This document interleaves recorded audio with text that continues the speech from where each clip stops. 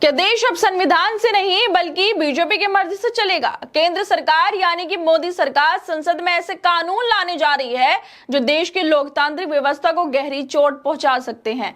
अब सरकार ये प्रस्ताव लेकर आ रही है कि अगर प्रधानमंत्री, कोई केंद्रीय मंत्री, मुख्यमंत्री या किसी राज्य का केंद्र शासित प्रदेश का मंत्री किसी गंभीर अपराध के आरोप में लगातार 30 दिनों तक हिरासत में रहता है तो 31वें दिन उसे अपने पद से इस्तीफा देना होगा या खुद उसे पद से हटा हुआ माना जाएगा। अब तक देश के संविधान में ऐसा कोई प्रावधान नहीं था। अभी तक कोई भी मुख्यमंत्री या मंत्री तभी अपने पद से हटाया जा सकता था जब कोर्ट उसे दोषी ठहराए, लेकिन अब मोदी सरकार चाहती है कि सिर्फ गिरफ्तारी और 30 दिन की हिरासत ही सजा के बराबर मानी जाए बिना किसी न्यायिक फैसले के। क्या ये विपक्षी मुख्यमंत्रियों को निशाना बनाने की तैयारी नहीं है? ऐसे कानून का सबसे बड़ा नुकसान विपक्ष को होगा, खासकर उन राज्यों में जहां बीजेपी चुनाव हार चुकी है। अब अगर बीजेपी किसी राज्य में सत्ता में नहीं आ पाई तो वो सीधे अपने अधीन काम करने वाली एजेंसियां ईडी और सीबीआई का इस्तेमाल करके उस राज्य के मुख्यमंत्री को गिरफ्तार भी करवा सकती है, फिर चाहे वो दोषी हो या ना हो। क्या इसका मतलब है कि जो पार्टी चुनाव में बीजेपी को हराकर सत्ता में आई अब वो भी सुरक्षित नहीं है? क्या ये सिर्फ विपक्ष के लिए होगा, बीजेपी के लिए नहीं होगा? बीजेपी में शामिल होते ही बड़े बड़े घोटालेबाज नेताओं पर ये सभी जांचें कैसे ठंडे बस्ते में चली जाती हैं। ईडी, सीबीआई जैसी संस्थाएं उनके पीछे नहीं जाती फिर, लेकिन जैसे ही कोई नेता विपक्ष में होता है उस पर फौरन कार्रवाई शुरू हो जाती है। ऐसे में ये सवाल उठता है, क्या ये कानून सिर्फ विपक्षी नेताओं पर लागू होगा? बीजेपी के मुख्यमंत्री, मंत्री अगर गिरफ्तार भी हो जाए तो क्या ये उन पर नियम लागू होंगे या नहीं होंगे? क्या सत्ता पक्ष पर भी ये सख्ती होगी? क्या मोदी सरकार खुद संविधान को बदलना चाहती है? उसकी जो प्रक्रियाएं हैं किसी नेता, मंत्री या मुख्यमंत्री को हटाने की, उसको बदलना चाहती है और जिस तरह से नरेंद्र मोदी चाहते हैं, मोदी सरकार चाहती है, वैसे विधेयक अब पास करवाए जाएंगे लोकसभा में। दरअसल मोदी सरकार गंभीर आपराधिक आरोपों में गिरफ्तार या हिरासत में लिए जाने वाले पीएम, केंद्रीय मंत्री, मुख्यमंत्री या मंत्री को हटाने के लिए लोकसभा में विधेयक पेश करेगी, जिसमें 130वां संविधान संशोधन बिल भी होगा। इस बिल में प्रावधान होगा कि अगर 5 साल या उससे ज्यादा सजा वाले संगीन अपराध में कोई मंत्री 30 दिन तक हिरासत में रहता है तो फौरन उसका मंत्री पद छिन जाएगा। यह नियम प्रधानमंत्री, राज्यों के मुख्यमंत्री और मंत्रियों पर भी लागू होंगे। केंद्रीय गृह मंत्री अमित शाह ने लोकसभा के महासचिव को यह बिल पेश किए जाने की जानकारी भी दे दी। किसी मंत्री, प्रधानमंत्री, मुख्यमंत्री को ऐसे गंभीर आरोपों में गिरफ्तार किया जाता है जिसकी वजह से वो लगातार 30 दिनों तक हिरासत में रहता है, तो 30 दिन पूरे होने के बाद यानी कि 31वें दिन उसे हटाया जाएगा और अगर वो नहीं हटता है तो फिर भी उसको मुख्यमंत्री पद जो उसका है वो हट जाएगा। इसके लिए प्रधानमंत्री उन्हें हटाने के लिए राष्ट्रपति को सिफारिश कर सकेंगे। अगर ऐसी सिफारिश नहीं मिलती तो वो मंत्री अपने आप ही मंत्री पद से हट जाएगा। ना कोई कानूनी प्रक्रिया होगी, ना कोर्ट का फैसला जरूरी है, बस प्रधानमंत्री ने जिसे बोल दिया उसे हटा दिया जाएगा या 30 दिन बाद वो खुद ही हट जाएगा। चाहे गिरफ्तारी फर्जी हो, आरोप जो लगे हैं वो गलत हो, लेकिन मोदी सरकार का कहना है कि एक चुने हुए मुख्यमंत्री जिसे जनता ने चुना है उसे हटा दिया जाएगा। यह होगा अब दुनिया के सबसे बड़े लोकतांत्रिक देश में जहां संवैधानिक प्रक्रिया की अब जरूरत नहीं बची है, न संविधान की जरूरत और ना ही कोर्ट की जरूरत। अगर किसी पर आरोप लगता है तो उसके लिए अदालत में आरोप सिद्ध होना चाहिए। जनप्रतिनिधित्व अधिनियम की धाराएं लागू होती थी।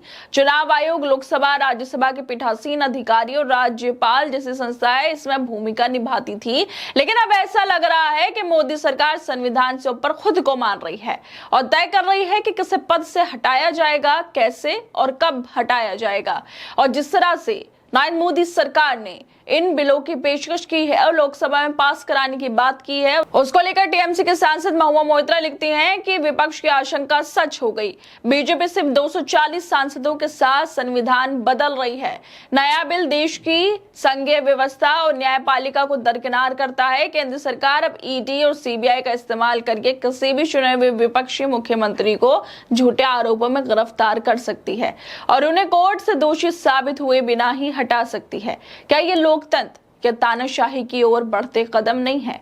इसका असली मकसद क्या है? क्या ये सिर्फ कानून में सुधार है या फिर लोकतंत्र की जड़ें काटने की कोशिश है? जिस तरह से मोदी सरकार ये कानून लाने की बात कर रही है, क्या ये विपक्षी राज्यों की चुनी हुई सरकारों को हटाने का नया हथियार नहीं है? क्या ये चुनावी हार को गिरफ्तारी में बदलने की चाल नहीं है?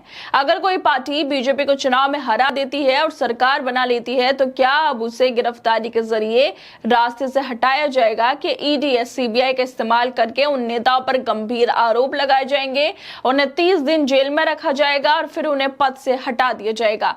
क्या ये न्यायपालिका संविधान को दरकिनार करने की कोशिश नहीं है? अब तक किसी नेता को सिर्फ कोर्ट के आदेश से ही दोषी माना जाता था, लेकिन अब सरकार चाहती है कि बिना अदालत के फैसले के भी किसी नेता को हटाया जा सके। क्या ये कोर्ट की अदालत की भूमिका को कमजोर नहीं करना है? क्या ये सीधे सीधे लोकतंत्र और संविधान की मूल आत्मा पर हमला नहीं है? तो क्या विपक्ष को जो चुनावी लड़ाई है वो चुनाव में नहीं बल्कि जेल में लड़नी पड़ेगी? और इसी को लेकर वकील हैं वरिष्ठ वकील संजय हेगड़े, वो लिखते हैं ये तीनों बिल सत्ता बदलने की कोशिश के लिए 30 दिन की छूट देंगे, जिससे पुलिस और जज भी खूब राजनीतिक खिलाड़ी बन जाएंगे और कुछ वकील बहुत अमीर हो जाएंगे। सबसे ज्यादा खतरे में विपक्षी मुख्यमंत्री होंगे जो चुनाव की तैयारी में होंगे। चुनाव से ठीक पहले की गई राजनीतिक गिरफ्तारी से बड़ा राजनीतिक फायदा उठाया जाएगा। सीधा सा मकसद यही होगा जो 30 दिन होंगे, यानी कि अगर कोई मुख्यमंत्री मंत्री अगर 30 दिन तक हिरासत में रहता है, उस पर आरोप लगते हैं, तो उसके पास सिर्फ 30 दिन होंगे और हो सकता है वो उस 30 दिन में जो जज हो वकील हो उनको खूब सारा पैसा भर दें कि हमें 30 दिन के अंदर जो गिरफ्तारी हुई है, हिरासत हुई है, उससे बरी कर दिया जाए ताकि मुख्यमंत्री बने रहें, मंत्री बने रहें।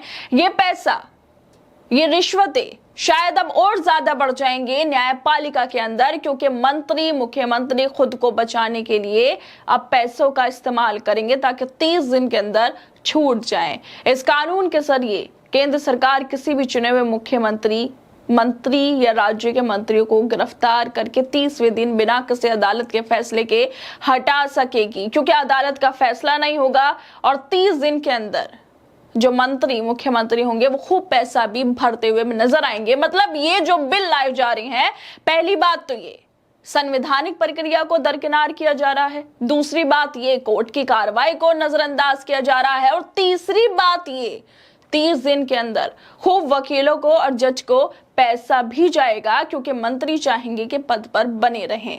ईडी और सीबीआई जैसे संस्थाओं के जरिए इस कानून का दुरुपयोग करके विपक्षी सरकार को गिराने का रास्ता साफ भी किया जा सकता है। ऐसे में ये साफ है कि ईडी और सीबीआई जैसी केंद्रीय एजेंसियों के जरिए इस कानून का खुलकर दुरुपयोग भी हो सकता है।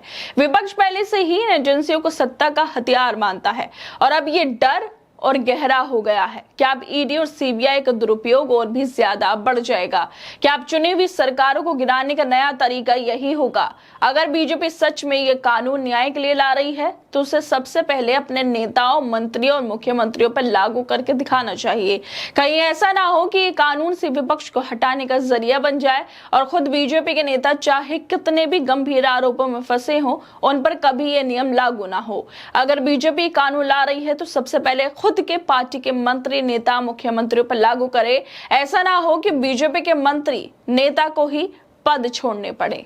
खैर दोस्तों, आप लोग क्या लगता है इस वीडियो को लेकर? हमें अपनी राय जरूर दें और बाकी तमाम खबरों को देखने के लिए जुड़े रहिए हमारे साथ।